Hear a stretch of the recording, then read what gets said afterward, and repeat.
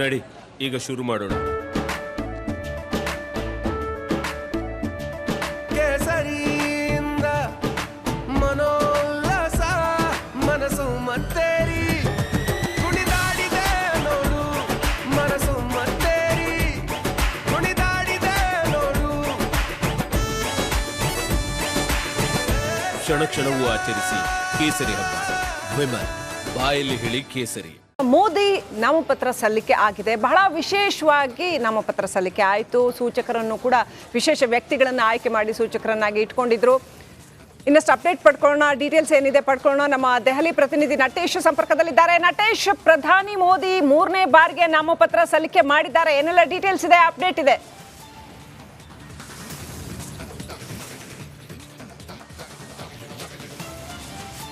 ಶ್ರೀಲಕ್ಷ್ಮಿ, 2024 ಲೋಕಸಭಾ ಚುನಾವಣೆಯ ಹಿನ್ನೆಲೆಯಲ್ಲಿ ಇಂದು ಅಂದರೆ ಏನು ವಾರಣಾಸಿಯಲ್ಲಿ, ಉತ್ತರ ಪ್ರದೇಶದ ವಾರಣಾಸಿಯಲ್ಲಿ ಪ್ರಧಾನಿ ನರೇಂದ್ರ ಮೋದಿಯವರು 11:40ಕ್ಕೆ ಸರಿಯಾಗಿ ಏನು ನಾಮಪತ್ರವನ್ನು ಸಲ್ಲಿಕೆ ಮಾಡಿರ್ತಕ್ಕಂಥದ್ದು.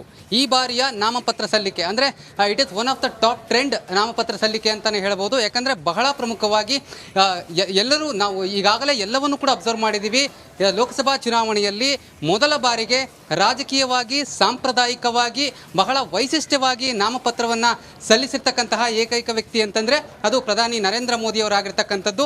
ಯಾಕಂದರೆ ರಾಜಕೀಯವಾಗಿ ಸಾಕಷ್ಟು ತಯಾರಿಗಳನ್ನು ಕೂಡ ಮಾಡ್ಕೊಳ್ತಾರೆ, ಆದರೆ ಸಾಂಪ್ರದಾಯಿಕವಾಗಿ ಸಾಂಸ್ಕೃತಿಕ ವಿಚಾರವಾಗಿ ಕೂಡ ಸಾಕಷ್ಟು ತಯಾರಿಯನ್ನು ಕಳೆದ 2 ದಿನಗಳಿಂದ ಮಾಡಿರುವಂಥದ್ದು. ಈಗಾಗಲೇ ಏನು ಅಮಿತ್ ಶಾ ಅವರು 2 ದಿನದ ಹಿಂದೆಯಷ್ಟೇ ಏನು ವಾರಣಾಸಿಯಲ್ಲಿ ಬೀಡಿಬಿಟ್ಟು ಸಾಕಷ್ಟು ತಯಾರಿಯನ್ನು ಮಾಡಿಕೊಂಡಿದ್ರು. ಅಂದರೆ ಅಭಿಜಿನ್ ಮುಹೂರ್ತದಲ್ಲಿ, ಪುಷ್ಪ ನಕ್ಷತ್ರದಲ್ಲಿ ಎಲ್ಲವನ್ನೂ ಕೂಡ ಏನು ಶಾಸ್ತ್ರೋಕ್ತವಾಗಿ ಎಲ್ಲವನ್ನೂ ಕೂಡ ನೋಡಿ ಇಂದು 11:40ಕ್ಕೆ ಏನು ನಾಮಪತ್ರವನ್ನು ಸಲ್ಲಿಕೆ ಮಾಡಿರ್ತಕ್ಕಂಥದ್ದು. ಅದರಲ್ಲೂ ಬಹಳ ಪ್ರಮುಖವಾಗಿ ಸೂಚಕರ ಸಹಿ ವಿಚಾರದಲ್ಲಿ ಕಳೆದ ಬಾರಿಯೂ ಕೂಡ ಸಾಕಷ್ಟು ಏನು ವಿಶೇಷವಾಗಿ ನಾಮಪತ್ರವನ್ನು ನರೇಂದ್ರ ಮೋದಿಯವರು ಸಲ್ಲಿಸಿದರು 2014ರಲ್ಲಿ ಹಾಗೂ 2019ರಲ್ಲಿ. ಈ ಬಾರಿಯೂ ಕೂಡ 4 ಜನ ಸೂಚಕರು ವಿಶೇಷವಾಗಿ ಈ ಬಾರಿಯ ಸೂಚಕರ ಸಹಿಗಳನ್ನು ಕೂಡ ಹಾಕ್ಸಿರ್ತಕ್ಕಂಥದ್ದು ಕೂಡ ಮತ್ತೊಂದು ವಿಶೇಷ ಆಗಿರ್ತಕ್ಕಂಥದ್ದು.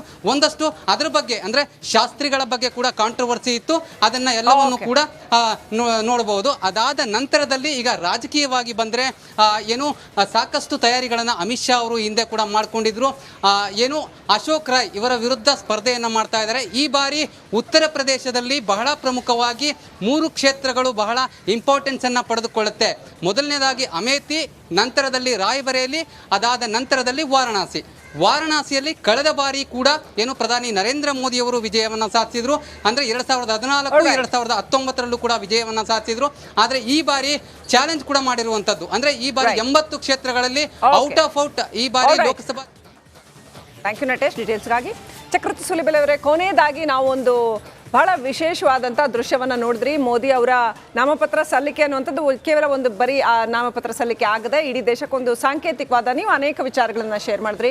ಕಾಶಿ ಮುಂದೆ ಹೇಗಿರುತ್ತೆ, ಉತ್ತರ ಪ್ರದೇಶ್ ಮುಂದೆ ಹೇಗಿರುತ್ತೆ, ಪಾಯಿಂಟ್ ನಂಬರ್ 1. ಪಾಯಿಂಟ್ ನಂಬರ್ 2, ಕೊನೆಯದಾಗಿ ಮೋದಿ ಅವರ ನೆಕ್ಸ್ಟ್ ಟೆನ್ಯೂರ್ ಹೇಗಿರುತ್ತೆ ಅಂತ ಅನ್ಸುತ್ತೆ? ಮೋದಿ ಅವರು ತುಂಬಾ ಸ್ಪಷ್ಟವಾಗಿ ಹೇಳಿದ್ದಾರೆ, ಮುಂದಿನ 5 ವರ್ಷ ಕಠಿಣ ನಿರ್ಧಾರಗಳನ್ನು ತೆಗೆದುಕೊಳ್ತೀನಿ ಅಂತ. ನಾವ್ ಅಂಡ್ ದೆನ್ ಅವರು ಅನೇಕ ಇಂಟರ್ವ್ಯೂಗಳಲ್ಲಿ ಹೇಳ್ತಾ ಇದ್ದಾರೆ, ನಾನು ಅದಕ್ಕೆ ಬೇಕಾಗಿರುವಂಥದ್ದು ಏನೇನು ಮಾಡ್ತೀನಿ ಅಂತ. ಒಂದು, ಭ್ರಷ್ಟಾಚಾರವನ್ನ ಮೋದಿ ಮೊದಲಿಂದಲೂ ಸಹಿಸೋದಿಲ್ಲ. ನಾನು ಬಿಜೆಪಿಯವ್ರಿಗೂ ಹೇಳ್ತಿರ್ತೀನಿ, ತುಂಬಾ ಖುಷಿಯಾಗಿರಬೇಡಿ, ಈ ವರ್ಷ ನಮ್ಗೆ ಯಾರು ಏನು ಮಾಡಲಿಲ್ಲ ಅಂತ. ಮುಂದಿನ ವರ್ಷ ಮೋದಿ ಅಟ್ಯಾಕ್ ಮಾಡ್ತಾರೆ ಏನಿದೆಯೋ ಅದು ಬಿಜೆಪಿಯವ್ರ ಮನೆಗೆ ಬಂದ್ರು ಯಾರು ಆಶ್ಚರ್ಯ ಪಡಬೇಕಾಗಿಲ್ಲ ಅಂತ. ಅಂದ್ರೆ ಭಾರತವನ್ನ ಭ್ರಷ್ಟಮುಕ್ತ ಮಾಡೋದ್ರಲ್ಲಿ ಅವರೊಂದು ಸ್ಪಷ್ಟವಾಗಿರುವಂತಹ ಹೆಜ್ಜೆಯನ್ನ ಮುಂದಿನ ದಿನಗಳಲ್ಲಿ ಇಡ್ತಾರೆ. ಮತ್ತು ಭಾರತದಲ್ಲಿ ನಾವಿನ್ನು ಕಾಶಿ ಏನಿದೆಯಲ್ಲ, ಇದು ಒರಿಜಿನಲ್ ಕಾಶಿ ಅಲ್ಲ. ನನ್ನ ದೃಷ್ಟಿಯಿಂದ ಟೆಂಪಲ್ ಕೂಡ ಒರಿಜಿನಲ್ ಟೆಂಪಲ್ ಅಲ್ಲ. ಅದರ ಪಕ್ಕದಲ್ಲಿ ಅದೇನು ನಿಜವಾದ ಟೆಂಪಲ್ ಇದೆಯೋ ಅದಕ್ಕೆ ಕೊಡಬೇಕಾಗಿರುವಂತ ಏನು ಕೋರ್ಟ್ಗಳ ಆರ್ಡರ್ ಇದೆಯೋ ಅದು ಇದೆ. ಮುಂದಿನ ಅವರ ಟೆನ್ಯೂರ್ ನಲ್ಲಿ 100% ಆ ಕಾಶಿ ವಾಪಸ್ ಬರುತ್ತೆ ಅಂತ we are all waiting. And ಎಲ್ಲಕ್ಕಿಂತ ಹೆಚ್ಚು ಮೋದಿ ಅವರು ತಮ್ಮ ಇದರಲ್ಲಿ ಪ್ರಣಾಳಿಕೆಯಲ್ಲಿ ಸ್ಪಷ್ಟವಾಗಿರುವಂತಹ ನಿರ್ದೇಶನಗಳನ್ನು ಕೊಟ್ಟಿದ್ದಾರೆ. ಭಾರತ ಮುಂದಿನ ದಿನಗಳಲ್ಲಿ ಮ್ಯಾನುಫ್ಯಾಕ್ಚರಿಂಗ್ ಹಬ್ ಆಗುತ್ತೆ. ಭಾರತ ಈ ಜಾತಿ ಮತ ಪಂಥಗಳನ್ನು ಮೀರಿರುವಂತ ತನ್ನದೇ ಆಗಿರುವಂತಹ ಒಂದು ವಾತಾವರಣವನ್ನು ಕಂಡುಕೊಳ್ಳಕ್ಕೆ ನರೇಂದ್ರ ಮೋದಿ ಬಹಳ ದೊಡ್ಡದಾಗಿರುವಂತಹ ಒಂದು ಶ್ರಮವನ್ನು ಹಾಕ್ತಾರೆ ಅಂತ ನನ್ಗನ್ಸುತ್ತೆ. ಐ ಥಿಂಕ್ 2024 ನಂತರ ಹೊಸ ಮೋದಿಯನ್ನು ನಾವು ನೋಡ್ತೀವಿ ಅಂತ ನನಗೆ. Why only Modi? ಈಗ ಯೋಗಿ ಆದಿತ್ಯನಾಥ್ ಅವರು ಇದ್ದಾರೆ, ಸರಿ, ಮೋದಿ ಅಂತ ಇನ್ನೊಂದು ಮಾಡೆಲ್ ನಾವು ಕಾಣಕ್ ಸಾಧ್ಯವಾ? ನನ್ಗನ್ಸುತ್ತೆ ಈಗಿನ ಬಿಜೆಪಿನಲ್ಲಿ ಇದು ಪ್ರತಿ ಬಾರಿ ಯಾವಾಗ್ಲೂ ಇರುತ್ತೆ. ನೆಹರು ನಂತರ ಯಾರು ಅಂತ ಕೇಳ್ತಾರೆ, ಇಂದಿರಾ ನಂತರ ಯಾರು ಅಂತ ಕೇಳ್ತಾರೆ. ಅಫ್ಕೋರ್ಸ್ ಅವ್ರದ್ರಲ್ಲಿ ಪರಿವಾರದಲ್ಲಿದೆ, ಆದ್ರೆ ಇಲ್ಲಿ ಸಂಘ ಪರಿವಾರ ಒಂದು ಫ್ಯಾಕ್ಟರಿ ಇದ್ದಂತೆ. ಮೊನ್ನೆ ತಾನೇ ಯಾರ್ದೋ ನಾನು ಮಾತನ್ನು ಕೇಳ್ತಾ ಇದ್ದೆ, ಸಂಘ ಪರಿವಾರ ಒಂಥರ ಫ್ಯಾಕ್ಟರಿ ಇದ್ದಂತೆ. ಈ ಫ್ಯಾಕ್ಟರಿಯಲ್ಲಿ ಈ ತರದ ಜನ ಹುಟ್ಟುತ್ತಾ ಇರ್ತಾರೆ. ಈಗಲೂ ನೀವು ನೋಡಿದ್ರೆ ನಿತಿನ್ ಗಡ್ಕರಿ ಅದ್ಭುತವಾಗಿ ಕೆಲಸ ಮಾಡ್ತಿದ್ದಾರೆ, ಯೋಗಿ ಆದಿತ್ಯನಾಥ್ ಇದ್ದಾರೆ, ಅಂಡ್ ದೆನ್ ಅಲ್ಲೇ ಜೈಶಂಕರ್ ಯಾರು ಎಕ್ಸ್ಪೆಕ್ಟ್ ಮಾಡಿರಲಿಲ್ಲ ಈ ತರದ ಅದ್ಭುತವಾದ ಕೆಲಸ ಮಾಡ್ತಿದ್ದಾರೆ. ಈ ತರದ ಲಿಸ್ಟ್ ನೋಡಿದ್ರೆ ದೇರ್ ಆರ್ ಮೆನಿ. ನನಗನ್ಸುತ್ತೆ ಕೊರತೆ ಇಲ್ಲ ನಮಗೆ, ಒಬ್ಬರಾದ್ಮೇಲೆ ಒಬ್ರು ಬರ್ತಾರೆ. Thank you. ನಿಮ್ಮ ಅದ್ಭುತವಾದ ವಾಗ್ಚರಿಯನ್ನ ನಮ್ಗೆ ರಿಪಬ್ಲಿಕ್ ಕನ್ನಡ ಕೊಟ್ಟಿದ್ದಕ್ಕೆ ಧನ್ಯವಾದಗಳು. ನಮಸ್ಕಾರ. ರೈಟ್, ಪ್ರಧಾನಿ ಮೋದಿ ಅವರು ನಾಮಪತ್ರ ಸಲ್ಲಿಕೆ ಮಾಡಿದ್ದಾರೆ. ಅವ್ರ ಜೊತೆ ಯಾರ್ಯಾರಿದ್ರು ಅಂತ ನೋಡಿದ್ವಿ. ಕಾಶಿ, ವಾರಾಣಸಿ ಅವತ್ತಿಂದ ಇವತ್ತಿನವರೆಗೆ ಹೇಗೆ ಬದಲಾವಣೆ ಆಯಿತು, ಆ ಒಂದು ಜರ್ನಿ ಹೇಗಿತ್ತು ಅನ್ನೋದನ್ನ ನಾವು ನೋಡಿದ್ವಿ. ವಿವರವಾಗಿ ಚಕ್ರವರ್ತಿ ಸುಲಿಬೆಲೆ ಅವರು ಕೂಡ ಅದ್ರ ಬಗ್ಗೆ ಹೇಳ್ತಾ ಹೋದ್ರು. ಒಬ್ಬ ವ್ಯಕ್ತಿಯಾಗಿ ಅಷ್ಟೇ ಅಲ್ಲ, ಒಂದು ದೊಡ್ಡ ಶಕ್ತಿಯಾಗಿ ಪ್ರಧಾನಿ ಮೋದಿ ಅವರು ಇಡೀ ಕಾಶಿಯನ್ನ ಯಾವ ರೀತಿ ಬದಲಾಯಿಸಿದ್ರು.